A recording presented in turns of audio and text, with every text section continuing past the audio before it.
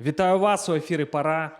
Шаноўная публіка, жывем у асаблівы час. Беларусь на мяжы вялікай цывілізацыйнай вайны, пасля якой ўсё зменіцца. На тэрыторыі Беларусі магчыма тактычная ядравая зброя, і нават калі атрымаецца унікнуць ядравай правакацыі, усё адно наўрад ці атрымаецца унікнуць вайны.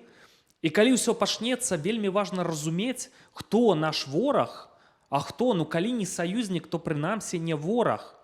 І калі пагартаць падручнікі па гісторыі, то робіцца зразумела, што ёсць у свеце дзяржаўнае ўтварэнне, з якім нашыя продкі ваявалі не менш за 17 разоў. І сёння я хачу пагутарыць пра гэтае дзяржаўнае ўтварэнне, пра гэтыя войны, але спачатку слова Зянону Пазняку. Зенон Станиславович, Мордор — это Россия. Я просто нашим глядачам потлумачу. Слухайте, а что вот нам? Русские, значится, не сябры? У Египет едешь и мову ихную разумеешь. Что, хіба это нам вот зусім не браты? Конкретно вороги и все. Гісторыя паказвае, што гэта ёсць наш натуральны геапалітычны вораг. Іншых выпадкаў няма. І мы не ад аднаго дрэва. Орды это быў пастаянны вораг. Вялікае княства ваявала з ім 500 гадоў. Прытым это вораг быў азіяцкі. У сэнсе эта вайна ішла па, мне кажуць, без правілаў. Просто вынішчалі, выпалівалі, забівалі, саджалі на кол усё насельніцтва. Інакш яны не уяўлялі вайны. А Вялікае княства это была рыцарская вайна.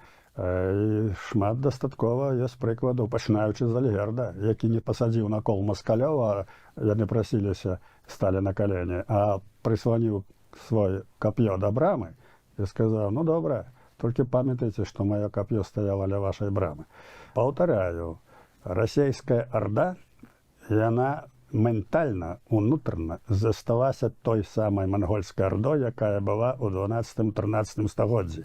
Яна толькі ходзіць у гальштуках, у белых кашулях, не ўся, і ў еўрапейскім адзенні. Але это тыя ж самыя варвары. І Украіна ўсё паказала. Узровень іхнай прапаганды, іхнай ідэалогіі, што яны гавораць. Яны ж не паважаюць ні адзін народ на свеце. Ні адзін жа народ. Возьміце іхную літаратуру. Усюды з грэблівасці, усюды нейкія там народцы, усюды там чукчы. Дарэчы, чукчы — это самы ваяўнічы народ Сібіры. Чукчы не скарыліся маскалям, яны іх разбівалі ў пух і прах сваімі коп'ямі. І гэта, як кажуць, іхны захоп Чукоткі адбыўся такім натуральным шляхам. А ў ваенных дзеяннях расейцы іх не перамаглі. Вот вам чукчы. Это моцны ваяўнічы народ. Што іхная прапаганда з іх рабіла? Што чукчы — это дуракі. Вот что робила пропаганда. И многие думают, чукчи это там не развитый, все, ничего подобного. А якуты — это культурный народ. Они в 1905 году уже театр свой имели. Они имели национальное адраджэнне. Тому гэтая орда московская, яна гадзіць на ўвесь свет. Яны усіх лічаць дурнымі, усе недоноскі, а яны самыя вялікія і маюць прэтэнзіі, так сказаць. І ў літаратуры это адлюстравана, што яны некую маюць цывілізацыйную функцію, там будет Бердзяеў пісаць, там усё, всехная філасофія на гэтым, якая абсалютна імперская, як і літаратура, нікчэмная, таму што няма павагі да чалавека. Возьмите в эту рускую літаратуру, там же няма станоўчых вобразаў. Адным словам, гэта настаў час ісціны. Калі гэтая вайна, калі яны паказалі сваё аблічча сатанінскае, калі і украінцы, і беларусы, і ўся Еўропа павінны ўбачыць гэтае аблічча звера. Яны паказалі яго. І для таго, каб чалавецтва ўздыхнула і жыло нармальна, трэба, каб гэты звер быў знішчаны. І такая цяпер магчымасць ёсць. Як будзе, сказаць цяжка. Гісторыя нашых канфліктаў з Масквой пачалася ў 14 стагоддзі. Гісторыкі дакладна гэта высветлілі. Расія яшчэ не называлася Расіяй, гэта маскоўскае княства. А Беларусь не называлася Беларусю, таму што наша старажытная дзяржава, дзе беларускія тэрыторыі былі ядром, это Вялікае княства літоўскае. Дык вось 1335 год маскоўскі князь пасылае сваіх ваякаў на паўночную Смаленшчыну. Асечаны Расна называліся населеныя пункты. паспрабаваць захапіць гэты плацдарм. Это быў важны плацдарм, дзе пачынаюцца вялікія рэкі. Гэта Волга, заходняя Двіна, Днепр. Значыцца, у гэтым рэгіёне жылі тудаўляне. Это народ, які напрыканцы 19 стагоддзя яшчэ існаваў. Іх там было блізу 45 тысяч у той час. Мова падобная на беларускую, ну, карацей, нашыя людзі. Ну, вось, прыйшлі туды маскавіты, ну і, канешне, Вялікае княства Літоўскае адбіла гэты напад без праблем, таму што ў той час маскоўскае княства, можна сказаць, у параўнанні з Вялікім княствам Літоўскім, было карлікам і было, ну, скажам так, неканкурэнтна здольным. Ну, але, тым не менш, неканкурэнтна здольным, але агрэсіўным. Маскоўскі князь увесь час паспрабаваў захапіць, спрабаваў Цвярское княства. Гэта былі саюзнікі Вялікага княства Літоўскага. Ну і, карацей, пасля кожнай са спроб захопу да справы далучаўся вялікі князь Альгерд, легендарная постаць. І сёння нават помнік Альгерду стаіць у Віцебску. Ну і все.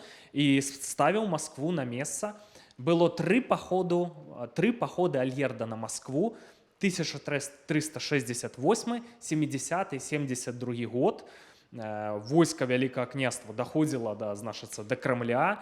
Дмітрый Данскі, сцэнар там быў вельмі падобны, закрываўся в этом Крамлі. Все, значыцца, поставілі нас на месца, давайте дамаўляцца, сплачвалі даніну. Ну і ў Маскве ёсць такая Паклонная гора. Это месца, дзе маскавіты, значыцца, выбачаліся публічна перад вялікім князем літоўскім Альгердам. Ну і гэта месца захавалася па сённяшні дзень. І, як я ўжо сказаў, пасля гэтых паходаў Альгерда 120 год не было войнаў Вялікага княства і Маскоўскага княства. Напрыканцы 15 стагоддзя войны аднавіліся. Рэч у тым, што там блізу 1480 года лічыцца, што маскавіты пазбавіліся татара-мангольскага ярма. Вось такая важная для іх гістарычная падзея.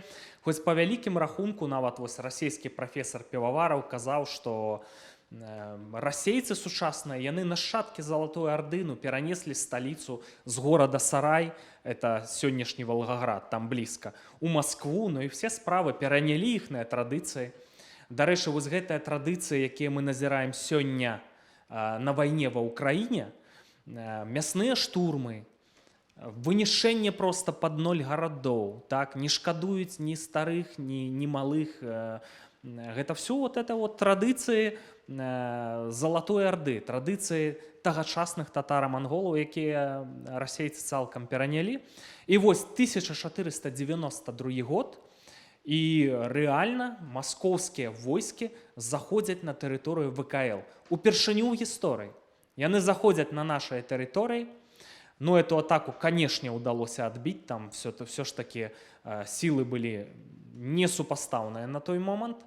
Ну, ўжо так маскоўскае княства набірала вагу, і нават вялікі князь Александр быў вымушаны пабрацца шлюбам з Аленай. Гэта дачка, я там трошки блытаюся в гэтых князях, вось Івана III дачка. Ну, тым не менш, это не вырашыла праблему. Войны далей працягваліся з такой сур'ёзнай інтэнсіўнасцю.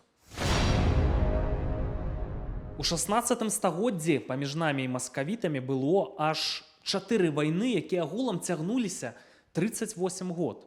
І пачалі адразу 1501 год, пачатак стагоддзя, вядомая бітва пад Мсціслаўем. Вы можете паглядзець на фотаздымкі, археолагі не так даўно знайшлі рыштунак рыцара Вялікага княства Літоўскага, меч рыцара ВКЛ, паглядзіце, як гэта все выглядала. 1512-1522 год, так званая вайна за Смоленск.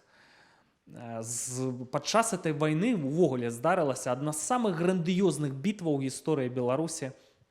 Аршанская бітва 8 верасня 1514 года. Войска Вялікага княства Літоўскае, якое было мінімум у 3 разы меншае за войска маскавітаў. Маскавітамі камандаваў Булгакаў Голіцай Чаляднін. Атрымала сенсацыйную перамогу. Маскавіты, там у іх былі праблемы са зладжваннем, самаўпэўненасць, былі перакананыя, што ўжо так набралі яны сур'ёзнай вагі, што ўжо войска ВКЛ ім не канкурэнты. Ну, а гетман Астроскі апынуўся вайсковым геніем. Тады ўвогуле ўвесь свет разумеў, што это ўжо рэальнае сутыкненне цывілізацый. Заходняй цывілізацыі, еўрапейскай і усходняй цывілізацыі у дрэнных праявах. Не хочу там усходнія народы неяк пакрыўдзіць, але тым не менш. Ну і вот падчас этой бітвы Канстанцін Астроскі ужыў там рознае тактычнае ноу-хау для таго часу, ужыў артылерыю, у маскавітаў не было артылерыі, войска было прафесійнае, то бок тады вот тренд пачаўся на прафесійнае войска ў Еўропе, так? У маскавітаў гэтага не было, туды пінкамі гэтых ваяроў гналі і у рэкруты, і все.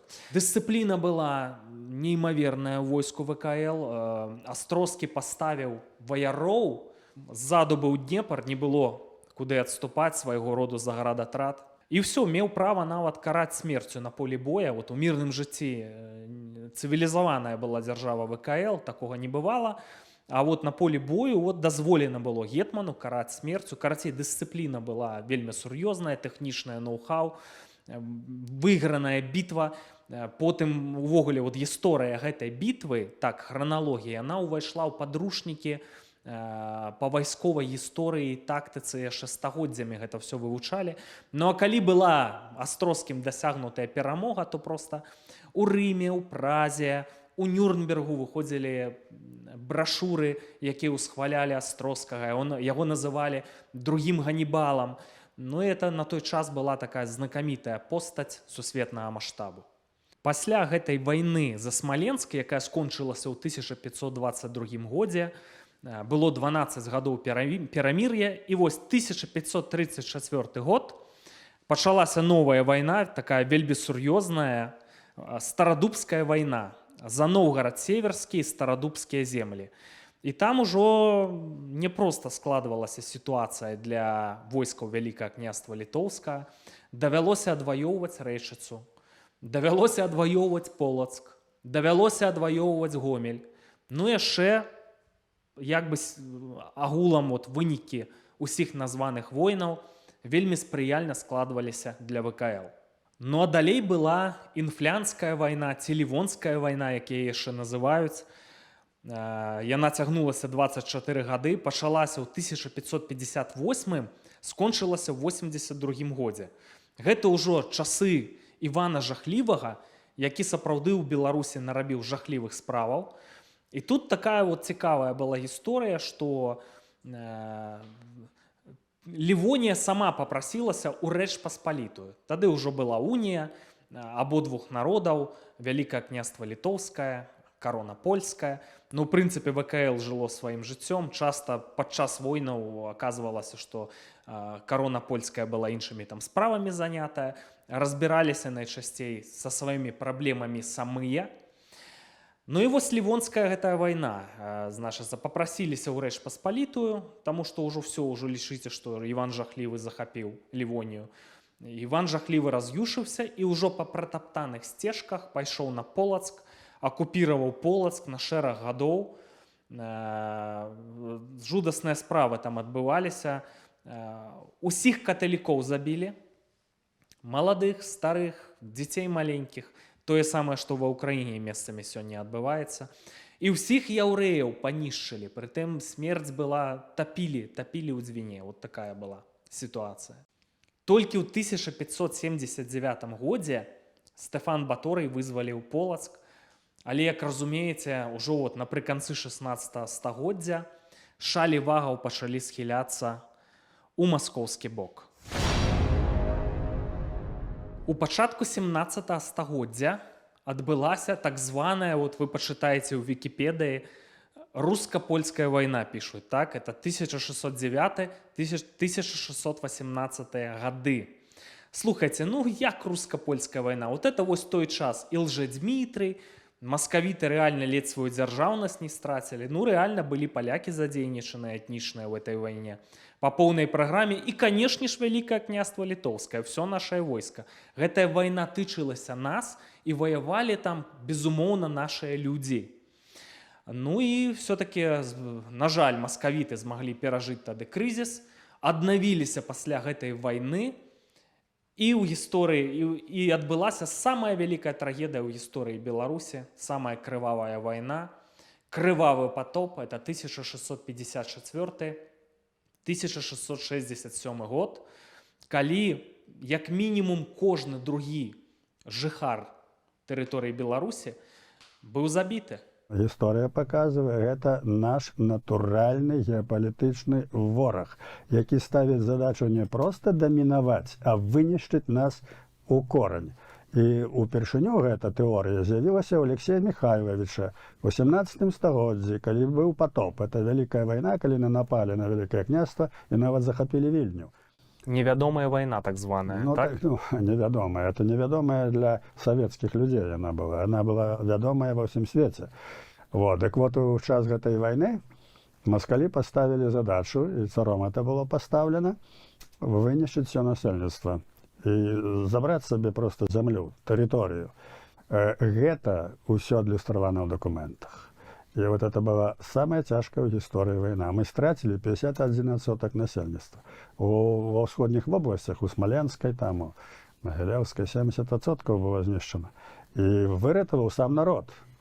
Был вялікі партызанскі рух. Отряды на Беларуси з людей под 1000 человек. И они нищили это все российское войско. Ну, прыклад возьмем Могилев.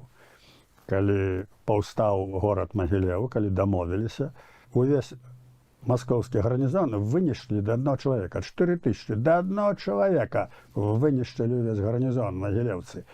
І ніхто, гэта ж рыхтавалася, і ніхто нікога не здаў. З беларускіх тэрыторый на тэрыторыю маскоўскага княства перасялілі больш за 300 000 чалавек. Сучаснай мовай кажучы, нацыянальная інтэлігенцыя, так, баракальная разьба, тэатры, кнігадрукаванне. Это все наши люди прыўнеслі маскавітам. У Москве быў такі раён Мяшчанская слабада, это выключна ён складаўся з нашых людзей, якія навучылі іх там не окаць, а акаць. На пачатку 18 стагоддзя ўжо паціху набліжаемся да сучаснасці. Адбылася так званая паўночная вайна. Чым яна была адметная? Пётр I вырашыў ваяваць з Карлам XII, імператарам Швецыі, які тады меў магутнае войска, і ўцягнуў гэтую вайну, типа вот як бы саюзніка, караля Рэчы Паспалітай Станіслава Ляшчынскага. Так? Яны таварышавалі з Петром I. Вельмі нагадвае сённяшнія часы, так званы саюз Пуціна і Лукашэнкі, які да добра не давядзе, і тады не давёў да добра. Вайна цягнулася больш за 20 год, і амаль што ўвесь гэты час па тэрыторыі Беларусі, як па прахадным двары, хадзілі то адныя, то другія, то шведы, то расейцы. І, як вы разумееце, агромістыя страты нашай тэрыторыі былі нанесеныя. І ўвогуле там на тэрыторыі Беларусі былі элементы грамадзянскай вайны, што моцна паслабіла Вялікае княства Літоўскае. І ў выніку чым усё скончылася. Так? Напрыканцы 18 стагоддзя это все скончылася разборам Рэчы Паспалітай, нашая тэрыторыя дышлі пад расейскую акупацыю. Да гэтага і з палякамі там не ўсё было адназначна, таму што так атрымалася, ўжо там дамінавала польская мова, дамінаваў польскі ўплыў. Хоць магнатэрыя ў Беларусі лічыла сябе ліцвіны, мясцовыя, но тым не менш былі такія тэндэнцыі. Ну, это змянілася на расійскую акупацыю, якой нашыя людзі вельмі не хацелі. І ўжо напярэдадні трэцяга разбору Рэчы Паспалітай, трэцяга падзелу, наш земляк Тадеуш Касцюшка падняў антырасейскае паўстанне, да гэтага дапамог Злучаным Штатам Амерыкі атрымаць незалежнасць, адыграў там сур'ёзную ролю. Вярнуўся на бацькаўшчыну, а ён наш, ліцвін-беларус, з Мерачоўшчыны, сённяшні Івацэвіцкі раён. Зараз бы я з ім размаўляў, ён мяне бы цудоўна разумеў, наш чалавек. Но, на жаль, ему не удалося досягнуць поспеху, і ўжо вот все распачалася расійская акупацыя. Я сёння кажу смела гэтае слово, інакш я не магу гэта назваць. І пасля гэтага тая ж самая вайна Наполеона з расійскай імперыяй. Гэта быў таксама шанс для Вялікага княства Літоўскага. Магчыма, вы ведаеце, што ад'ютантам, такой набліжанай асобай да Наполеона быў Дамінік Радзівіл, патрыёт Вялікага княства Літоўскага, слаўны Радзівіл. Ён дамаўляўся з Наполеонам Банапартам пра аднаўленне Вялікага княства Літоўскага. І калі войскі Наполеона заходзілі ў Вільню, то ён даў такі вось гонар, каб уланскі полк Дамініка Радзівіла ўвайшоў у Вільню. Но, на жаль, на тэрыторыі Беларусі Наполеон зрабіў жудасныя стратэгічныя памылкі, быў натхнёны поспехамі, натхнёны у стане эйфарыі, што людзі на тэрыторыі Беларусі так цудоўна яго віталі. Ён проста апынуўся самаўпэўненым і папёрся ў расійскую імперыю у зімовы час. Кампанія прыпала на зімовы час, і мы все ведаем, чым гэта скончылася для Наполеона і для ягоных войскаў. Шанс аднавіць незалежнасць Вялікага княства Літоўскага быў страчаны. 1863 год. Паўстанне Кастуся Каліноўскага. Сапраўдная вайна нашых людзей супраць расейцаў. Кастусь Каліноўскі, ўжо тады, дарэчы, пачыналіся мадэрныя нацыі, паўставалі дзяржавы новага тыпу, ужо больш канкрэтна былі акрэсленыя народы, і Кастусь Каліноўскі – это адзін з першых грамадскіх дзеячоў беларускіх, які назваў Беларусь Беларуссю, а беларусаў беларусамі. Хоць яму прыпісвалі, што там польскае паходжанне і гэтак далей. Не, чалавек зрабіў свядомы выбар, што я вось беларус, бацька беларускай журналістыкі, так, газета «Мужыцкая праўда». Адзін з пачынальнікаў сучаснай беларускай літаратуры, так, як паэт, як публіцыст, легендарная постаць. І это была сапраўдная вайна. І разумееце, і чым далей, кожная спроба здабыць незалежнасць, часы Беларускай Народнай Рэспублікі, не атрымалася замацавацца, так? Такія былі часы. Але 1820 год, слуцкі збройны чын, натуральная вайна. У слуцкіх палках было ўсяго блізу 4000 людзей, каб падавіць гэтае супраціўленне на Случчыне. Там бальшавікі прыцягнулі наймітаў з Кітая, наймітаў з Латвіі. Ну і, канешне ж, задушылі гэтае паўстанне, якое сёння прынята ўжо называць не паўстаннем, а рэальнай беларуска-расейскай вайной. Таму, шаноўныя сябры, больш за 17 войнаў і буйных узброеных канфліктаў мы мелі менавіта з Расіяй. Не з Украінай.